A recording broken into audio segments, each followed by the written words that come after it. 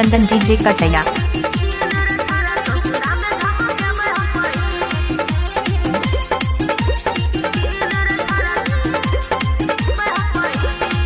जची ससुरा के जान ले प्यार के निशान जची ससुरा के जान ले प्यार के निशान जची ससुरा के जान ले प्यार के निशान कथी चाही तोरा कर ले पसीन पसीन पसीन झिठारी वाला सारी दिहकीन रे छरा ससुरा में झमके बह पहिन बिहती वाला सारी दिहकीन रे छरा ससुरा में झमके बह पहिन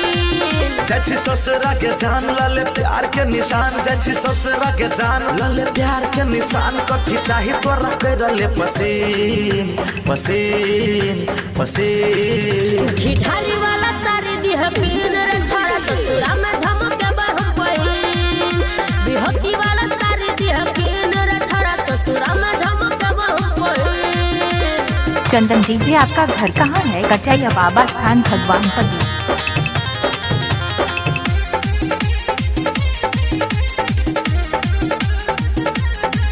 चंदन प्रेमी बोल रहा Lakshmi ji I love you. Darazi से जाके चल साइज न पबाले ब्लाउज के बटन छोड़ हुक लगा बाले हमरो जाय पड़ते के अपने हिसाब से दिह तुसी आई घर सन निकल दे छे बाबू माई हेछो शादी कोन गाम किछो दुल्हा के नाम घर वाला के नाम केना लिए रे हेछो शादी कोन गाम किछो दुल्हा के नाम हेछो शादी कोन गाम किछो दुल्हा के नाम काट बाटे छोगे तोहर बहिन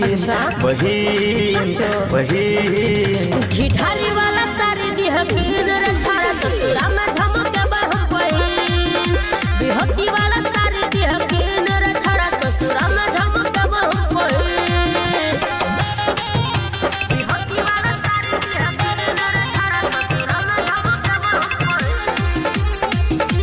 हार्दिक हार्दिक शुभकामनाएं चंदन डीजे का।